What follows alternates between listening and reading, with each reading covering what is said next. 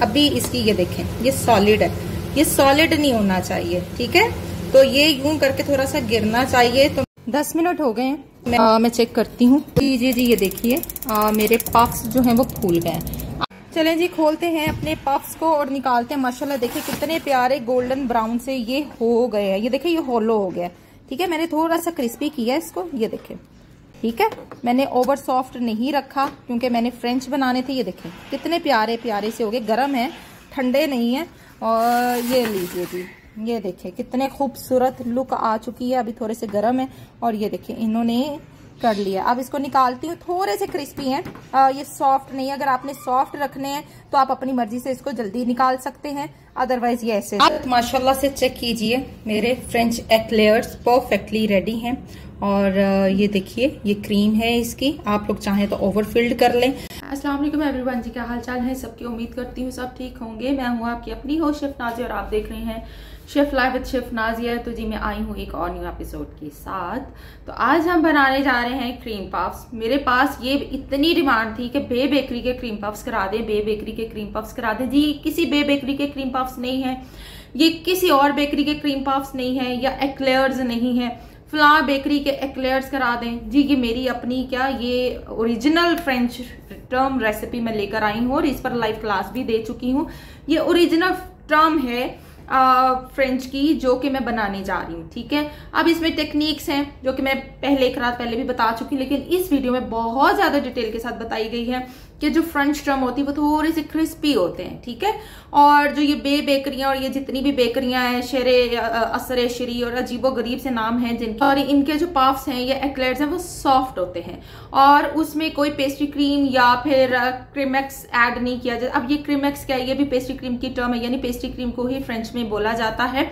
इसमें ऐसी कोई चीज ऐड नहीं की जाती। ये लोग डायरेक्ट जो है वो वनीला जो है व्हिप्ड क्रीम यूज करते हैं। अब मैंने इसमें ये भी बताया कि आप इसमें कस्टर्ड भी यूज कर सकते हैं इंस्टेड ऑफ पेस्ट्री क्रीम। चलिए जी स्टार्ट करते हैं आज की अपनी एपिसोड, जो कि मैं बनाने जा रही हूँ chocolate eclairs with pastry cream. Eclairs की रेसिपी लेकर आई हूँ।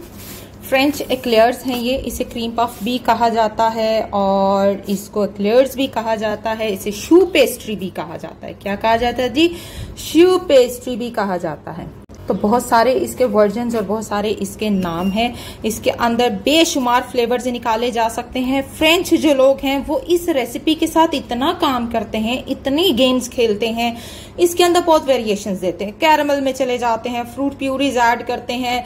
बेसिक मेन इंग्रेडिएंट उनका पेस्ट्री क्रीम होता है और उसके साथ उन्होंने दुनिया जहान के एक्सपेरिमेंट्स करने हैं, लेकिन बेसिक क्रीम जो है उनकी पेस्ट्री क्रीम है, जिसे क्रीमेक्स भी कहते हैं, जिसे चेंदली भी कहा जाता है, जिसे डिप्लोमेट भी कहा जाता है, ठीक है। तो चलें स्टार्ट करते हैं पानी से। और जी बहुत ही टेक्निकल रेसिपी है। 2 तरह का इसका टेक्सचर होता है, क्रिस्पी भी और सॉगी भी, यानी एक सॉफ्ट होते हैं एक क्रिस्पी होते हैं। जो फ्रेंच है ना वो थोड़े से इसको क्रिस्प में लेकर जाते हैं, वो इसको ओवर सॉफ्ट नहीं रखते। लेकिन पाकिस्तान में जो जितनी भी बेकरीज हैं वो इसको थोड़ा सा सॉफ्ट रखते हैं।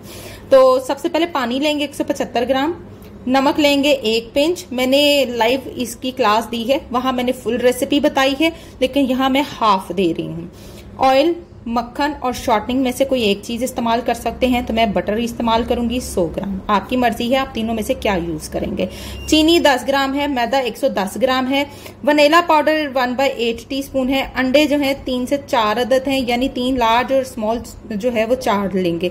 लेकिन ग्लूटेन वाला मैदा इस्तेमाल करना है। अगर ग्लूटेन पाउडर नहीं है तो इसमें 5 ग्राम, हाफ रेसिपी में 5 ग्राम ग्लूटेन जाएगा, ठीक है।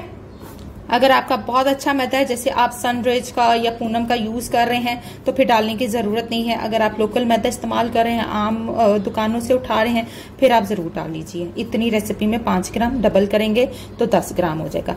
जो है इसको हम लोगों ने क्या करना है, प्रोसीजर आप लोग देख लेंगे। रेसिपी रिटर्न आपके पास आ गई है, लाइव क्लास अटेंड कर लें जाकर, लिंक मैं लगा दूंगी। 190 सेल्सियस पहले 12 से 15 मिनट 190 सेल्सियस पे बेक करेंगे। उसके बाद 12 से 15 मिनट के बाद जब ये फूल जाएंगे ना, जब ये राइज हो जाएंगे, फूल के मोटे हो जाएंगे, टेम्परेचर को डाउन कर देंगे 170 पर। फिर अगले 20 मिनट 170 पर हमने बेक करना है। ठीक है, तो चले स्टार्ट करते हैं। और इधर जी देख लें, पेस्ट्री क्रीम बड़ी दफा बनानी सिखाई है। आप मेरा कुकी क्रीम वाला केक देख लें, स्नीकर केक देख लें, वो दोनों पेस्ट्री क्रीम से बने हैं। फिर मैंने एक चॉकलेट डिप्लोमेट केक बनाया था, वो भी पेस्ट्री क्रीम से बना। फिर भी मैं दे देती हूँ। एग यॉक 3 अदद है, चीनी 75 ग्राम है, कॉर्नफ्लोर 20 ग्राम है, दूध 125 ग्राम, मिल्क पैक क्रीम 125 ग्राम। दूध और मिल्क पैक क्रीम की सेम रेशियो है 125 से 125। मक्खन 15 ग्राम। वनीला पाउडर जरूर डालना है इसके अंदर 1/8 टीस्पून। और इसमें भी मैंने थोड़ा सा वनीला ऐड किया क्योंकि अंडों की रेशियो ज्यादा। तो चलें जी काम शुरू। चलें जी, सबसे पहले मेजरमेंट में लिखवा चुकी हूँ। पानी डालेंगे, चीनी डालेंगे, साथ ही डाल देंगे हम वनीला पाउडर। ठीक है, और जाएगा सॉल्ट। मेजरमेंट्स आपको लिखवाई जा चुकी है मैं, और उसके बाद जाएगा मक्खन। करना क्या है आपने, सबसे पहले आपने अपने इस बैटर को जो है गर्म कर लेना है, मक्खन को पिघला लेना है, चूल्हे पे रखेंगे। ऐसे ही बटर इसका मेल्ट हो जाए, ठीक है, इसमें आप फ्लावर डाल देंगे अपना, लाइक दिस। सारा फ्लावर इसमें चला जाएगा और अब हम इसको अच्छे से कुक करेंगे। ये देखें, साथ ही सारा मैदा जो है ना वो इस कंडीशन में आपका कुछ आ जाएगा। ये देखिए जी, ठीक है, और ये अपना आप इसने छोड़ना शुरू कर दिया।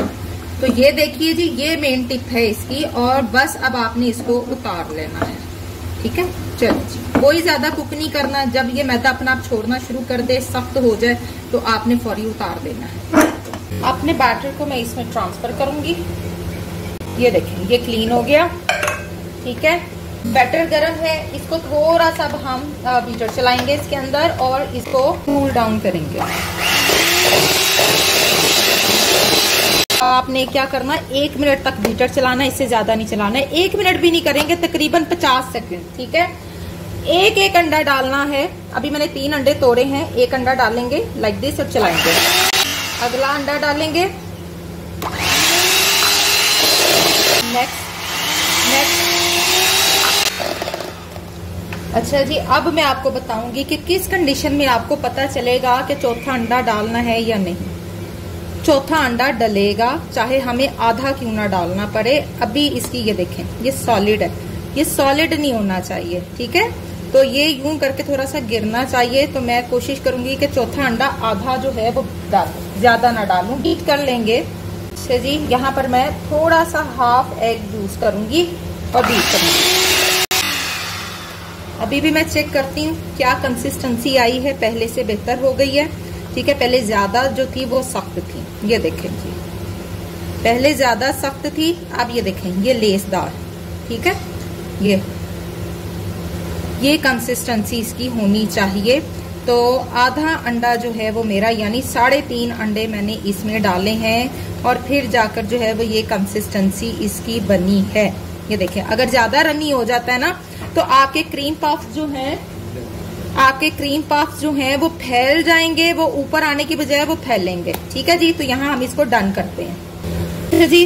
ये वाली भी नोजल यूज हो सकती है, 1 MB यूज हो सकती है, दोनों नोजल से हम काम कर सकते हैं। तो ये देखें,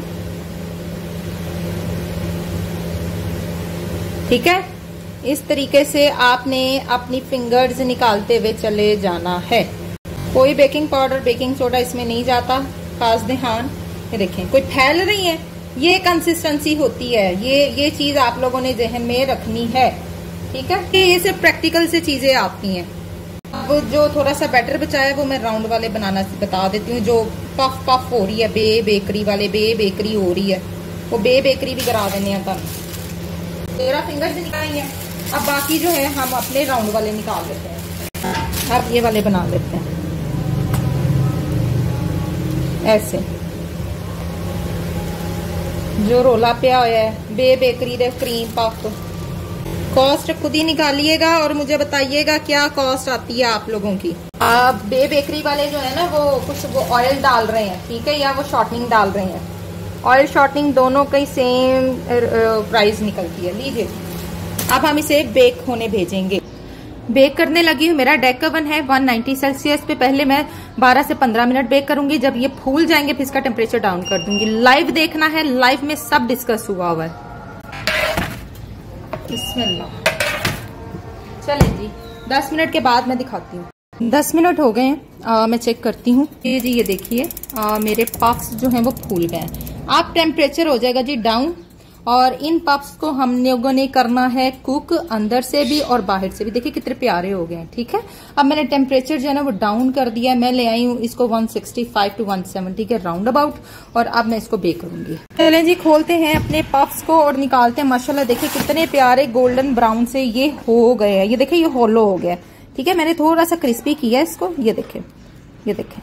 ठीक है, मैंने ओवर सॉफ्ट नहीं रखा क्योंकि मैंने फ्रेंच बनाने थे। ये देखें कितने प्यारे प्यारे से हो गए। गरम है, ठंडे नहीं है। और ये लीजिए जी, ये देखें कितने खूबसूरत लुक आ चुकी है। अभी थोड़े से गरम है, और ये देखें इन्होंने कर लिया। अब इसको निकालती हूँ। थोड़े से क्रिस्पी हैं, ये सॉफ्ट नहीं है। अगर आपने सॉफ्ट रखने हैं तो आप अपनी मर्जी से इसको जल्दी निकाल सकते हैं, अदरवाइज ये ऐसे ही अच्छे लगते हैं। बनाने लगे पेस्ट्री क्रीम। ये देखिए दूध और क्रीम। ठीक है, इसको हमने पहले लूक वार्म कर लेना है चूल्हे पर। अच्छे से लूक वार्म कर लेना है। पेस्ट्री क्रीम और क्रीम को क्वांटिटी मैं बता चुकी हूँ। 125 ग्राम है। 125 ग्राम दूध है और 125 ग्राम ही हमारे पास क्रीम है। अच्छे से पहले इसको मिक्स कर लेंगे और फिर हम इसको लूक वार्म कर लेंगे, थोड़ा सा गर्म कर लेंगे। हाँ, ओवर हीट नहीं करना, बॉयल नहीं करना। इसको बॉयल नहीं करना यानी सिमर हो जाए। सिमर पोजीशन पे हमने इसको उतार लेना है, और फिर हमने जो ये एग यॉक्स हैं इसमें डालना है। पहले इसको हम सिमर कर लें। अच्छा जी, जो एग यॉक्स हैं वो मैंने सेपरेट कर ली है और एग वाइट सेपरेट कर ली है। एग वाइट को मैंने यूं क्लिंग करके ना साइड पे रख दिया है। 2 दिन तक आप इसको रेफ्रिजरेट कर सकते हैं। अब जो है वो मैं नेक्स्ट एपिसोड जो है वो इस पर बनाऊंगी कि एग वाइट को आप किस पर्पस के लिए यूज कर सकते हैं। तो नेक्स्ट एपिसोड का भी वेट करना है। ये मैंने सेव कर ली है। 2 दिन तक आप इस तरह से क्लिंग रैप करके सेव कर सकते हैं। अच्छा जी, इसमें जो है ना मेरा कॉर्नफ्लोर और शुगर दोनों मिक्स हैं। 75 ग्राम शुगर थी और 20 ग्राम मेरा कॉर्नफ्लोर था। ठीक है, वो इसमें चला गया। सॉल्ट जाएगा इसमें। ये हम पेस्ट्री क्रीम बना रहे हैं। वनीला पाउडर तो जाता ही जाता है इसमें भाई, उसके बगैर तो काम खराब है। ठीक है, अब हम इसको क्या करेंगे, अच्छे से मिक्स करेंगे, कलर चेंज करेंगे थोड़ा सा इसको। ठीक है, ये देखिए हीटर चलाना चाहें तो चला सकते हैं, लेकिन मैंने ऐसे ही कर लेना। ठीक है, ये देखें जी येलो से थोड़ा सा लाइट हो गया। ठीक है, ये हमने करना था। अब हमारा जो दूध है दूसरी तरफ वो सिमर हो चुका है, उसको उतारेंगे। पहले जी ये जो दूध है ये देखें ये सिमर हो गया। देखा, दोनों यकजान हो गए। अब क्या करेंगे, थोड़ा थोड़ा इसमें यूं मिक्स करते जाएंगे दूध, और यूं मिक्स करते जाएंगे। ठीक है, दूध डालते जाएंगे ताकि जर्दियां कुक ना हो। और ये पेस्ट्री क्रीम बनाने का तरीका है जो कि फ्रेंच टर्म है, फ्रेंच क्रीम है। हर डिजर्ट के लिए यूज की जाती है, इवन के ये आइसक्रीम पर्पस के लिए भी यूज की जाती है। ठीक है जी, अब अच्छे से दोबारा से, अब ये नहीं कि तैयार होगी, नहीं जी नहीं, ये कस्टर्ड बनेगा। ठीक है, अब दोबारा से कुक करेंगे। ठीक है जी, अब इसको हमने कुक करना है। ओके, अब हम ये स्पैचुला के साथ अगला प्रोसेस करेंगे। आंच थोड़ी नॉर्मल और नॉन स्टॉप हिलाते जाना है, हिलाते जाना है। जैसे कस्टर्ड बनाते हैं ना, तो ये कस्टर्ड बन जाएगा। ठीक है, ये कस्टर्ड की तरह थिक हो जाएगी। पेस्ट्री क्रीम मैंने पता नहीं अब ये शायद 4थी दफा करा रही हूँ या 5वीं दफा करा रही हूँ। और ये बेटा मेन जो इंग्रेडिएंट है, काइंडली सब स्टूडेंट्स, सब मेरे व्यूवर्स देख लें, जो कि फ्रेंच टर्म है, फ्रेंच डिजर्ट्स, फ्रेंच केक, उसमें इसका बहुत इस्तेमाल होता है। जैसे आप लोग व्हिपिंग क्रीम यूज करते हैं, इस तरह ये वाली ये उनकी अपनी जो है वो क्रीम है। इसके बगैर उनका कोई भी डिजर्ट पूरा नहीं होता, इवन के उनके केक्स भी पूरे नहीं होते। तो नॉन स्टॉप स्टर करते जाएं, कस्टर्ड बनना शुरू हो जाएगा। इसमें एग यॉक्स हैं, ये देखिए जी, हिलाते हिलाते हिलाते हिलाते ही इसने हो जाना है। मीडियम आंच पे आपने इसे कुक करना है, तेज आंच पे नहीं करना, याद रखना। ये देखिए मेरी आंच अब धीमी है, पहले थोड़ा सा मैंने तेज रखा था 1 मिनट के लिए, अब मैंने धीमा कर दिया और उसी पे ये हो गया। ठीक है, तो ये हो गया जी कस्टर्ड तैयार आप लोगों का। अब हमने इसमें डालना है बटर। बटर जा रहा है, जितनी रेशो बताई है उससे ज्यादा नहीं डालना, वरना ज्यादा ही बटरी बटरी हो जाएगा। ये लीजिए जी, ये ले, अब आ गई ना शाइन पेस्ट्री क्रीम के अंदर। लीजिए जी, ये हो गया तैयार। ये हमारी पेस्ट्री क्रीम डन बिल्कुल परफेक्टली रेडी है। अब मैं रोशनी में दिखाऊंगी। जब तक मेरे एक्लेयर्स होने, रात हो चुकी होनी क्योंकि मगरिब का होने वाला है टाइम, फिर कोई चीज इतनी परफेक्ट नजर नहीं आती, क्योंकि मेरी रोशनी का बहुत मसला है। ये देखें जी, अब हमने इसको करना है जी ठंडा। ठंडा करते करते थोड़ा सा इसको यूं हिलाएंगे, ठीक है। ये देखें शाइन आ चुकी है, अब ये ठीक हो गई है। अब इसको बॉल में रखें, कन्वर्ट करें इसको और इसको ठंडा करें। और अब हम अपनी व्हिपिंग क्रीम को व्हिप करते हैं। व्हिपिंग क्रीम मैंने 250 ग्राम ले ली है। मैं इसको व्हिप कर लूंगी, ओवर व्हिप करूंगी। ये देखिए जी, अभी भी इसको व्हिप करने की जरूरत है। ये देख रहे हैं, अभी भी जरूरत है, क्योंकि गर्मी आ चुकी है। ओवर व्हिप करना होता है फ्रॉस्टिंग के लिए भी। मेरी फ्रॉस्टिंग रेडी है, यानी व्हिप्ड क्रीम रेडी है।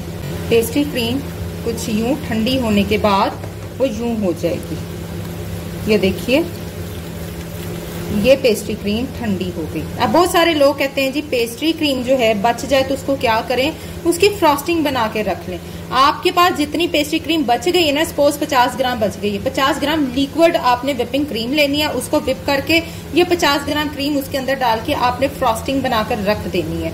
और जब आपको फ्रॉस्टिंग की जरूरत पड़े आप उसको निकालें, उसको थॉ करें, यानी उसको पड़ा रहने दें। जब उसके अंदर से आइस क्रिस्टलाइजेशन खत्म हो जाए, क्रिस्टल्स खत्म हो जाए, आइस क्रिस्टल्स, और आप उसको हल्का सा व्हिप करें तो वो आपकी आइसिंग दोबारा से रेडी हो जाएगी। तो लीजिए जी, ये है जी मेरी पेस्ट्री क्रीम डन हो गई। यहाँ पर जो है मैं अपनी फ्रॉस्टिंग तैयार करने लगी। ये देखें, ये सारी की सारी मैंने डाल देनी है। जाहिर है मैंने जितनी मेरी पेस्ट्री क्रीम है उतनी ही मेरी व्हिपिंग क्रीम है। 3 अंडों के साथ मैंने लिया 250 ग्राम, क्योंकि मैंने बचा के क्या करना था, मैंने कहा फिर मैं 250 ग्राम व्हिपिंग क्रीम लेती हूँ, ठीक है। और 3 एग यॉक वाली जो पेस्ट्री क्रीम है वो इसके लिए पूरी होती है। इसकी फ्रॉस्टिंग बनाई है ये हमने बनाई है अपनी शू पेस्ट्री की, जो हमारे क्रीम पफ्स हैं। आप लोग चाहें तो खाली व्हिपिंग क्रीम के साथ कर सकते हैं। आप लोग चाहें तो जो फ्रेंच टर्म है जो कि मैंने सिखा दी है आपको, आप इसके साथ कर सकते हैं। आप लोग चाहें तो पेस्ट्री क्रीम नहीं डालना चाहते तो कस्टर्ड बना के, थिक कस्टर्ड, वो इसके अंदर ऐड कर सकते हैं, जिस तरह मैंने पेस्ट्री क्रीम की कंसिस्टेंसी दिखाई है, ठीक है। और ये आपकी व्हिपिंग क्रीम, ये आपकी फ्रॉस्टिंग भी तैयार है, आप केक्स पर भी अप्लाई कर सकते हैं। तो इसको रखते हैं फ्रीजर में या फ्रिज। इसी कंडीशन में अगर आप कोई प्यूरी ऐड करना चाहते हैं तो आप इसके अंदर गनाश ऐड कर सकते हैं, आप इसके अंदर फ्रूट प्यूरी ऐड कर सकते हैं, इसके अंदर कैरेमल सॉस इसके अंदर एक्स्ट्रा में ऐड कर सकते हैं। इतनी कंसिस्टेंसी के साथ 1/4 कप 1/4 कप सबकी रेशो जाएगी। इसका क्या सीन होता है, यहाँ पीछे से हॉल करेंगे लाइक दिस, और इसमें हम क्रीम फिल करेंगे। ये ऐसे हॉल हो गया। आप लोग चाहें तो यहाँ से कट करके भी इसको कर सकते हैं, बटर है पीछे से करें। बहुत ही जबरदस्त हॉल हो गया, और इसमें आप क्रीम जाएगी और आपके ये क्रीम पफ बन जाएंगे। और ये आपकी एक्लेयर्स बन गई। यहाँ से भी ऐसे छोटे छोटे से हॉल करते जाएंगे, ठीक 3 तरीके से हॉल करेंगे और ये इसकी फिलिंग हो जाएगी। हॉल हो गए और यहाँ से हमने इसकी फिलिंग करनी है इसी तरीके से लाइक दिस। ये देखिए मैंने ओरिजिनल बनाए हैं, आप लोग चाहें तो इसको और जो है कम टेम्परेचर दे लें और सॉफ्ट निकालना चाहें तो आप निकाल सकते हैं। दोनों ऑप्शन आपके अपने पास हैं, लेकिन मैंने क्रिस्पी निकाले हैं जो कि ओरिजिनल है, क्योंकि जब क्रीम जानी है इसने फ्रिज में जाना है तो ऑटोमेटिकली इसका टेम्परेचर थोड़ा सा वो हो जाएगा। ये देखें जी, आप लोग चाहें तो इसमें क्रीम डाल के इसको यूं ऐसे बंद भी कर सकते हैं, ठीक है। क्या करेंगे मैं एक और करके दिखा देती हूँ। मैंने क्या किया, यहां से पकड़ा यूं, ये देखें यूं कट लगाया और इसको यूं सेपरेट कर लिया। ये भी ऑप्शन है, लेकिन ये बेस्ट ऑप्शन होती है जो मैंने ये वाली बताई है। गनाश बनाने लगे 100 ग्राम क्रीम और 100 ग्राम चॉकलेट। अच्छे से मिक्स कर लें। ये गनाश जो हमने ऊपर से इसको लगानी है अपनी एक्लेयर्स के ऊपर। लीजिए जी, गनाश हमारे पास परफेक्टली रेडी हो गई है। पेस्ट्री क्रीम यूं पाइपिंग बैग में डाल दी है मैंने। थोड़ा सा मैं यूं करूंगी। ये लीजिए, ये हमने लिया और यूं इसको हमने फिल, ठीक, ये फिल हो गया। इसको अभी रखते जाऊंगी। और जो बेकरी वाला टेंशन है जी, वो भी एक बना दूंगी। ये देखें, ये देखिए, आप लोगों की जो बेकरी वाले हैं उसको भी मैं ये ले, ठीक है जी। ये लीजिए, बन गया जी। अब ये वाले, ये लीजिए, यूं बंद होगी एक्लेयर्स। अब ये वाले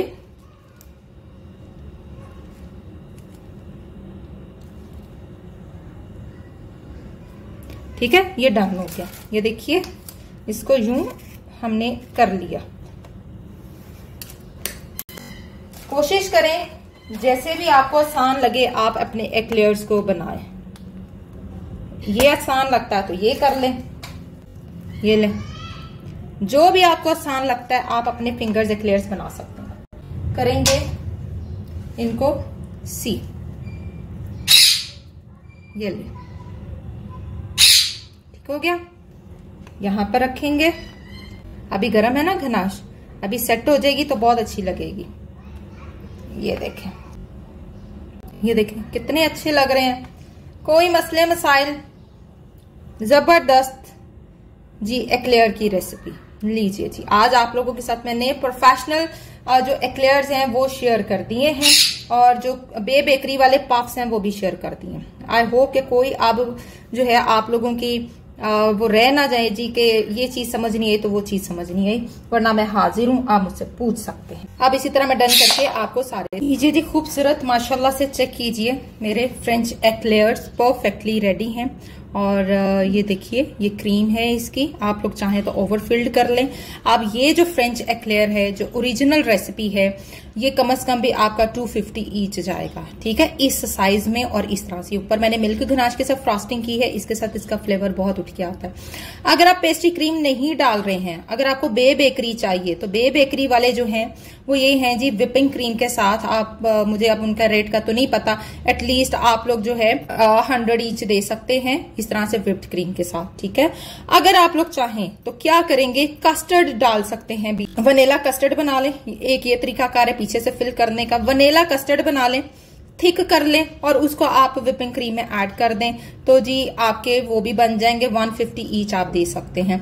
तो क्या ही बेहतरीन तरीकाकार मैंने बता दिया, कितनी ही जबरदस्त रेसिपी है और माशाल्लाह से काफी निकल आए थे 3 अंडों के साथ। अच्छा जी, 12 जो है ये लॉन्ग वाली एक्लेयर्स निकली हैं और 14 ये वाली निकली हैं। 3 अंडों के साथ 110 ग्राम मैदा, 100 ग्राम जो है वो मेरा गया है इसमें मक्खन और 20 ग्राम मेरे ख्याल से शुगर है, तो 10 ग्राम शुगर है, ठीक है। तो देखिए कितने निकल आए हैं, 12 और 14 माशाल्लाह से। और आप इसकी एक अच्छी कॉस्ट निकाल सकते हैं, एक अच्छी निकाल सकते हैं प्राइस। और इस तरीके से अगर आप पेस्ट्री क्रीम के साथ बेचेंगे तो 250 का ईच जाएगा ये वाला साइज। फिर साइजेस में भी फर्क आ जाते हैं, आपको इक्वल साइज रखने होंगे। 250 ईच अगर आप उसमें कस्टर्ड डाल के बेचते हैं, ये वाला है तो 150 ईच जाएगा, 100 में ये वाला जाएगा। खाली व्हिपिंग क्रीम के साथ ये सारे आप 100 में दे सकते हैं। इट्स ओके, कॉस्ट बहुत अच्छी निकल आती है। तो चले जी, मिलेंगे इंशाल्लाह ताला नेक्स्ट एपिसोड में। टिल देन देखते रहिए शेफ नाजिया और दुआ में याद रखिए।